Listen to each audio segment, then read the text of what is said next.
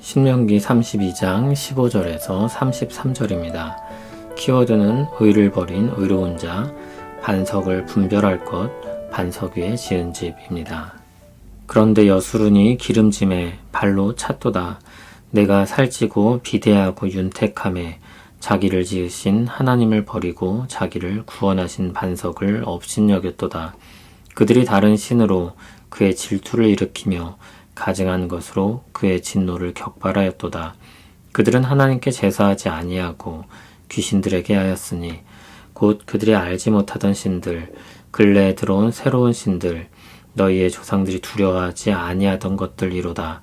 너를 낳은 반석을 내가 상관하지 아니하고 너를 내신 하나님을 내가 잊었도다. 그러므로 여호와께서 보시고 미워하셨으니 그 자녀가 그를 경노하게 한 까닭이로다. 그가 말씀하시기를 내가 내 얼굴을 그들에게서 숨겨 그들의 종말이 어떠함을 보리니 그들은 심히 패역한 세대요 진실이 없는 자녀임이로다. 그들이 하나님이 아닌 것으로 내 질투를 일으키며 허무한 것으로 내 진노를 일으켰으니 나도 백성이 아닌 자로 그들에게 시기가 나게 하며 어리석은 민족으로 그들의 분노를 일으키리로다. 그러므로 내 분노의 불이 일어나서 스올의 깊은 곳까지 불사르며 땅과 그 소산을 삼키며 산들의 터도 불타게 하는도다. 내가 재앙을 그들 위에 쌓으며 내 화살이 닿을 때까지 그들을 쏘리로다. 그들이 주림으로 쇠약하며 불같은 더위와 독한 질병에 삼켜질 것이라. 내가 들짐승의 이와 티끌에 기는 것의 독을 그들에게 보내리로다. 밖으로는 칼에, 방 안에서는 놀람에 멸망하리니 젊은 남자도 처녀도 백발노인과 함께 젖먹는 아이까지 그러하리로다. 내가 그들을 흩어서 사람들 사이에서 그들에 대한 기억이 끊어지게 하리라 하였으나 혹시 내가 원수를 자극하여 그들의 원수가 잘못 생각할까 걱정하였으니 원수들이 말하기를 우리의 수단이 높으며 여호와가 이 모든 것을 행함이 아니라 할까 염려함이라. 그들은 모략이 없는 민족이라 그들 중에 분별력이 없도다. 만일 그들이 지혜가 있어 이것을 깨달았으면 자기들의 종말을 분별하였으리라. 그들의 반석이 그들을 팔지 아니하였고 여호와께서 그들을 내주지 아니하셨더라면 어찌 하나가 천을 쫓으며 둘이 만을 도망하게 하였으리요. 진실로 그들의 반석이 우리의 반석과 같지 아니하니 우리의 원수들이 스스로 판단하도다. 이는 그들의 포도나무는 소돔의 포도나무요 고모라의 밭의 소산이라. 그들의 포도는 독이 든 포도이니 그 송이는 쓰며 그들의 포도는 뱀의 독이요 독사의 맹독이라. 아멘.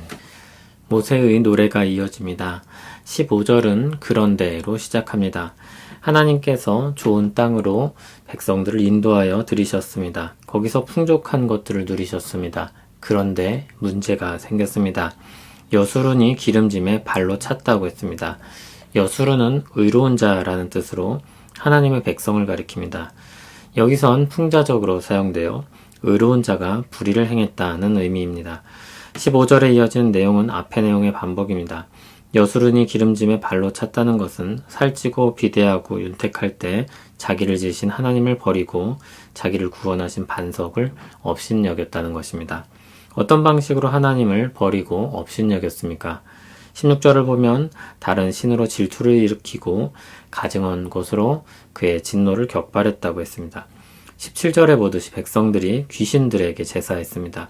귀신들은 그들이 이전에 알지 못하던 신들이었고 근래에 들어온 새로운 신들이며 조상들이 두려워하지 아니하던 것들이라고 했습니다. 다시 말해 새롭게 알게 된 신이며 이방의 신인 것입니다. 이방 땅에서 섬기는 그 신을 보고 받아들인 것입니다. 새로운 것은 흥미롭고 매력적으로 보이기 쉽습니다.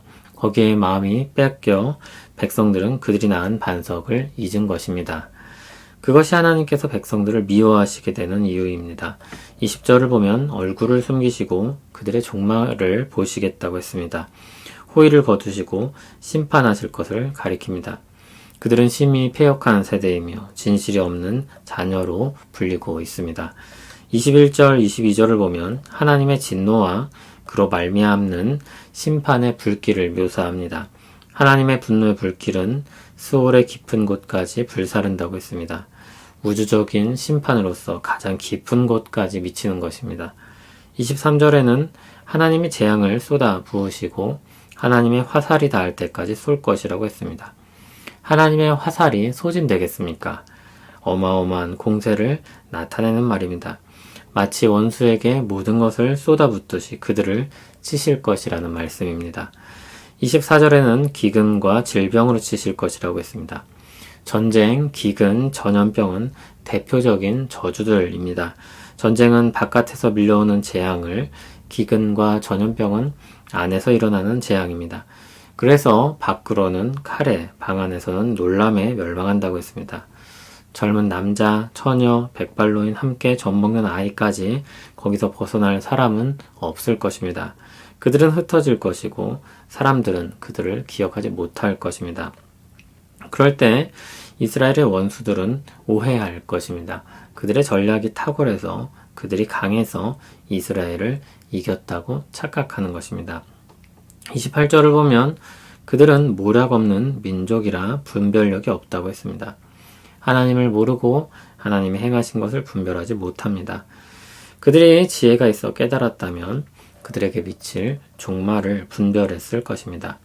30절을 보면 이스라엘의 멸망은 그들의 반석이신 하나님이 그들을 파신 결과입니다. 하나님이 그들을 내어주어 패배하게 하신 것입니다. 그러므로 그들의 하나님이 약해서 그런 일이 일어난 것이 아니라 그들의 하나님이 오히려 강해서 그런 일이 일어난 것입니다. 하지만 적들은 패배한 백성들을 보면서 그들의 신도 그들을 지키지 못했다고 착각합니다.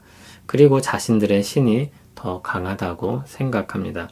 31절에선 그것이 착각이라고 분명하게 말합니다.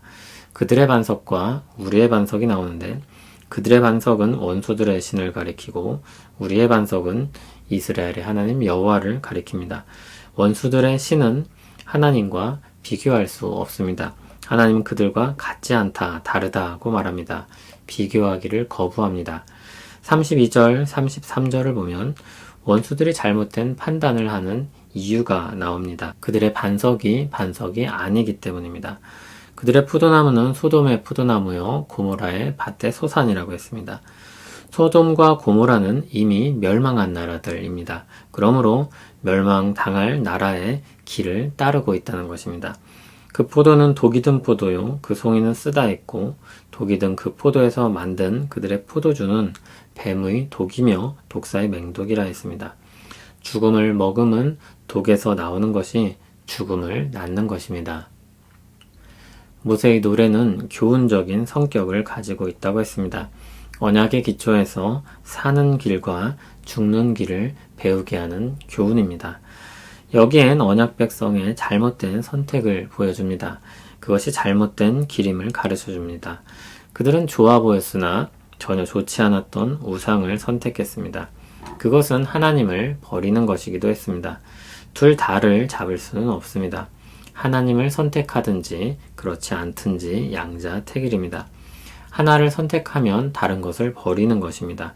그리고 하나님을 버린 결과는 절망입니다. 또 오늘 본문은 이방신들의 허망함을 보여줍니다. 원수들이 잘못된 선택을 하는 것은 잘못된 신을 따른 결과입니다. 독을 먹은 사람들에게 죽음이 따르는 것입니다. 하나님을 떠나지 말고 허망한 반석을 따르지 말라는 교훈입니다. 반석을 분별하여 제대로 된 반석이신 하나님을 택하라는 교훈입니다. 새롭고 특별하게 느껴지는 것들도 시간이 지나면 옛것이 되고 특별하지 않게 됩니다. 새로 산 옷, 전화, 가구, 자동차 모두 사고 나면 중고입니다. 그리고 우리 마음으로부터 중고 취급을 당하게 됩니다.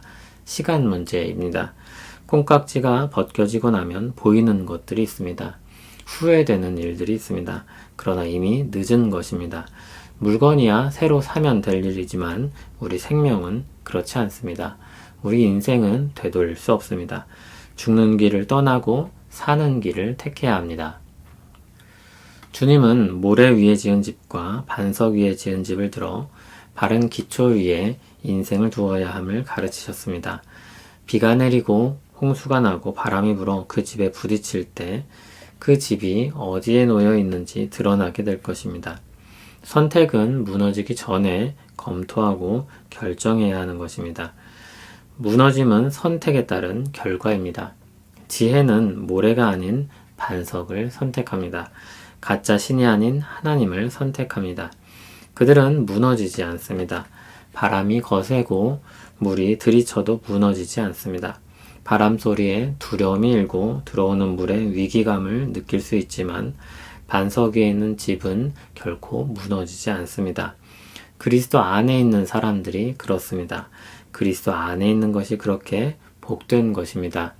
우리가 반석 위에 있음을 기억하며 그 안에서 감사와 기쁨으로 살기를 소원합니다. 두려움을 몰아내고 하나님을 의지하여 살기를 바랍니다. 우리 반석이신 하나님을 찬송합니다. 우리를 반석 위에 두시고 흔들리지 않고 무너지지 않게 하시니 감사합니다. 우리 인생이 주 안에서 견고하게 되었습니다. 우리는 약하지만 우리가 놓인 곳은 견고합니다. 주 안에서 우리 인생이 안전하오니 두려움을 버리고 하나님을 의지하여 감사와 기쁨으로 살게 하옵소서. 예수님 이름으로 기도합니다. 아멘.